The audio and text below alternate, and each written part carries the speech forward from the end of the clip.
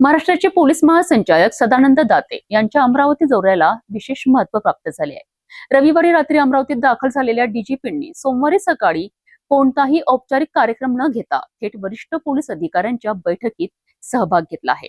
विशेष म्हणजे बुलढाणा जिल्ह्यातील गाजलेल्या जळगाव जामोद प्रकरणावरही या बैठकीत गंभीर चर्चा झाल्याची माहिती समोर आली आहे। पाहूया हा सविस्तर रिपोर्ट। महाराष्ट्राचे पोलीस महासंचालक सदानंद दाते यांचे रविवारी रात्री अमरावती शहरात आगमन झालेत। सर्किट हाऊस येथे पोलीस आयुक्त राकेश ओला, जिल्हा पोलीस अधीक्षक निकेतन कदम तसेच इतर वरिष्ठ अधिकाऱ्यांनी त्यांचे स्वागत केले। सोमवारी सकाळी डीजीपी दाते यांनी कोणतीही औपचारिक सलामी न घेता थेट आयजी कार्यालयात हजेरी लावली। सकाळी 9:30 वाजता सुरू झालेल्या बैठकीत अमरावती परिक्षेत्रातील अमरावती, अकोला, बुलढाणा, वाशिम आणि यवतमाळ या 5ही जिल्ह्यांच्या पोलीस अधीक्षकांनी सहभाग घेतला।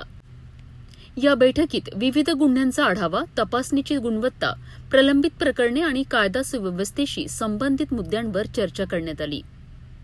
बुलढाणा जिल्ह्यातील जळगाव जामोद पोलीस स्टेशन हद्दीतील एका गाजलेल्या प्रकरणावर विशेष चर्चा झाल्याची माहिती समोर आली आहे। काही दिवसांपूर्वी अर्धवट जळालेला मृतदेह आढळल्यानंतर पोलिसांनी घाईघाईने ओळख पटवून एका विवाहित महिलेच्या हत्येप्रकरणी तिच्या वडिलांना आणि भावाला अटक केली होती।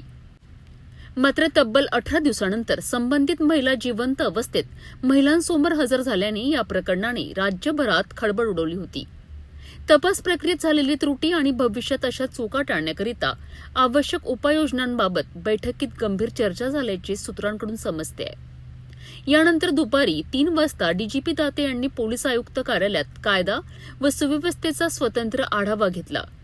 शहरातील गुन्हेगारी, संवेदनशील विषय आणि पोलीस यंत्रणेच्या कार्यक्षमतेबाबत त्यांनी वरिष्ठ अधिकाऱ्यांना आवश्यक मार्गदर्शन केलेत।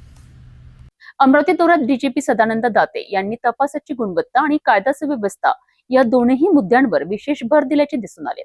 विशेषतः जळगाव जामोद प्रकरणावरील चर्चेमुळे पोलीस तपासाची जबाबदारी आणि अचूकतेचा मुद्दा पुन्हा एकदा चर्चेत आला आहे।